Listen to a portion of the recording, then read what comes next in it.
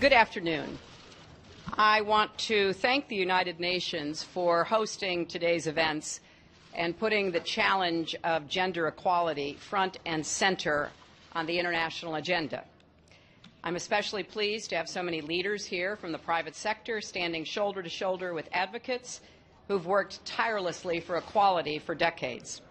20 years ago, this was a... Now, I would be pleased to talk more about this important matter, but I know there have been questions about my emails, so I want to address that directly, and then I will take a few questions from you. There are 4 things I want the public to know. First, when I got to work as Secretary of State, I opted for convenience to use my personal email account, which was allowed by the State Department, because I thought it would be easier to carry just one device for my work and for my personal emails instead of 2. Looking back, it would have been better if I'd simply used a second email account and carried a second phone, but at the time, this didn't seem like an issue. Second, the vast majority of my work emails went to government employees at their government addresses, which meant they were captured and preserved immediately on the system at the State Department. Third, after I left office, the State Department asked former Secretaries of State for our assistance in providing copies of work-related emails from our personal accounts. I responded right away and provided all my emails that could possibly be work-related, which totaled roughly 55,000 printed pages, even though I knew that the State Department already had the vast majority of them. We went through a thorough process to identify all of my work-related emails and deliver them to the State Department. At the end, I chose not to keep my private personal emails, emails about planning Chelsea's wedding or my mother's funeral arrangements, condolence notes to friends, as well as yoga routines, family vacations, the other things you typically find in inboxes. No one wants their personal emails made public, and I think most people understand that and respect that privacy. Fourth, I took the unprecedented step of asking that the State Department make all my work-related emails public for everyone to see. I am very proud of the work that I and my colleagues and our public servants at the Department did during my 4 years as Secretary of State, and I look forward to people being able to see that for themselves. Again, looking back, it would have been better for me to use 2 separate phones and 2 email accounts. I thought using one device would be simpler, and obviously it hasn't worked out that way. Now I'm happy to take a few questions.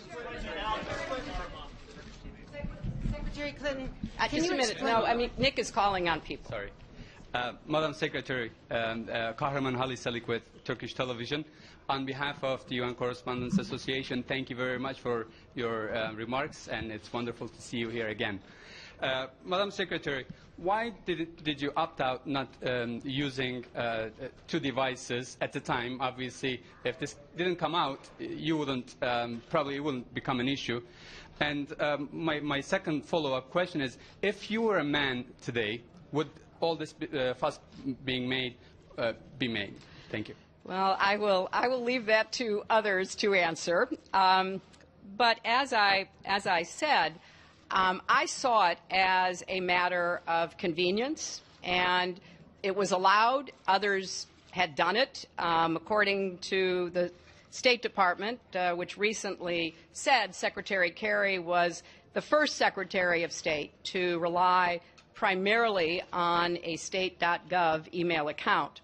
And when I got there, I wanted to just use one device for both personal and work emails instead of 2. It was allowed, and as I said, it was for convenience, and it was my practice to communicate with State Department and other government officials on their .gov accounts. So those emails would be automatically saved in the State Department system to meet record-keeping requirements, and that indeed is what happened. And I heard just a little while ago the State Department announced they would begin to post some of my emails, which I'm very glad to hear because I want it all out there. You were the official in charge. Did you wipe the surface? What, like with a cloth or something? Well, no. I don't know how it works digitally at all. I did not email any classified material to anyone. There is no classified material. 110 emails in 52 email chains have been determined by the owning agency to contain classified information at the time they were sent or received. I provided all my emails that could possibly be work-related. Several thousand work-related emails that were not among the group of 30,000 emails returned by Secretary Clinton. I thought using one device would be simpler. She also used numerous mobile devices to send and to read email. There were no security breaches. It is possible that hostile actors gained access to Secretary Clinton's personal email account. It was my practice to communicate with State Department and other government officials on their .gov accounts. That hostile actors gained access to the private commercial email accounts of people with whom Secretary Clinton was in regular contact from her personal account. No doubt that we've done exactly what we should have done. They were extremely careless in their handling of very sensitive, highly classified information. People will be able to judge for themselves. We cannot find a case that would support bringing criminal charges on these facts. Thank you. Thank you. Thank you very much. To be clear, this is not to suggest that in similar circumstances, a person who engaged in this activity would face no consequences. Americans will find that, interesting, and I look forward to having a discussion about that.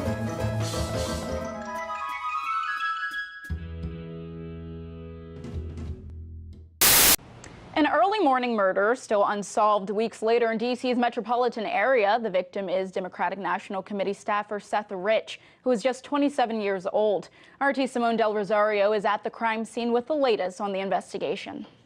It was around 4 a.m. on a Sunday. 27-year-old Seth Rich was in this very neighborhood, telling his girlfriend over the phone he'd be home soon. He was about a block away when he was stopped in his tracks right here at Flagler Place. Police patrolling the area heard gunshots and later found Rich conscious but shot multiple times, including at least once in the back. He later died at the hospital. 18 days later, police tell me there are still no witnesses, no suspects, and no motive. I spoke to a worker here at the store behind me. She tells me they turned their surveillance camera footage over to police, but have no idea if their cameras caught the crime. Tracy Kalchik lives a few houses down from where Rich was shot. All I know is we've had quite a number of armed robberies in the neighborhood, and those have been happening overnight and during the day, but there has never been anyone murdered or physically hurt. According to Metropolitan Police data, in the 5th District where this crime occurred, homicides are down in 2016 from this time last year, while robberies are up, both armed and unarmed. Rich's mother has told the media that police told the family her son may have been the victim of an attempted robbery. But Metropolitan Police have yet to publicly determine a motive and have a $25,000 reward for information leading to an arrest. Rich's murder made national news because of his job with the Democratic National Committee as the director of voter expansion data. Democratic presidential nominee Hillary Clinton spoke of his death, as did then DNC Chair Debbie Wasserman Schultz. He was a dedicated, selfless public servant, protecting one of our most essential freedoms, the right of all Americans to vote. He carried out this work because he believed that together we can make the world a better place. We were fortunate to know and work with him. Kalchik sees similarities in her own son, a 29-year-old staffer who frequently walks home. If he's really late at work, he's started to Uber home, or I'll run down and pick him up. If it's after like 10 o'clock at night, then, but that's the only change we've had. That and a heightened police presence in the neighborhood as neighbors demand to know what MPD will do to keep them safe. On the northwest side of D.C., Simone Del Rosario, RT. NBC national correspondent Peter Alexander is in Vegas this morning. Hey, Peter.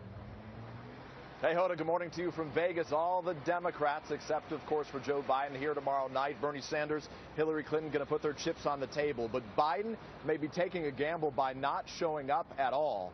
And this morning, President Obama is defending his former Secretary of State, saying while she made a mistake, there's no evidence her private email system was used to hide something or squirrel away information. Let's take the situation. President Obama speaking out on 60 Minutes about Hillary Clinton's email controversy. Did you know about Hillary's Clinton use of private email server? No. While she was Secretary of State? No. Saying while it's been, in his words, ginned up for political gain, his former Secretary of State should have held herself to a higher standard. It is important for her to answer these questions to the satisfaction of the American public, and they can make their own judgment. I can tell you that this is not a situation in which America's national security was endangered. I did not email any. Still, the Republican Party isn't letting up, debuting this new app. The domestic spies who spy on all of us all the time. The former high-ranking NSA official who developed the software that the NSA now uses, which allows it to capture not just metadata, but content of every telephone call, text message, email in the United States of every person in the United States of America. This individual said, guess what? The NSA hacked the Democratic National Committee. Why would the NSA hack the DNC? Because the members of the intelligence community simply do not want Hillary Clinton to be president of the United States. Correct. The FBI did not reveal that. The FBI never revealed the contents, and quite properly, because it's still classified. Sure. The FBI never revealed the contents of the 25 top secret, of which 5 were SAP, meaning even FBI agents didn't have the clearance to reveal them. So Bill Binney is saying of the 60,000 NSA agents and contractors, there's a critical mass who fear Mrs. Clinton's presidency, right, and more likely than not hacked into the DNC so the and NSA leaked this. Got him. So this is a man you know well, Judge, yes, and he recently did a radio interview where he explained essentially that. Listen. If you had to just estimate here as an analyst who your best guess, what would be your best guess for who the hacker is, who Lucifer 2 is? In this situation, I was thinking about how many other people have this data and hacked into the DNC. Well, it's hacking into Hillary's server at home. I go back to a statement made by Director Mueller of the FBI back in 30th of March of 2011, and he said he got together with the Department of Defense and they created a technology database where he, as a member of the FBI, could go in with one query and get all past emails and all future ones as they came in on a person. Now, what he's talking about is going into the NSA database. So that means that NSA and a number of other agencies in the U.S. government also have those emails.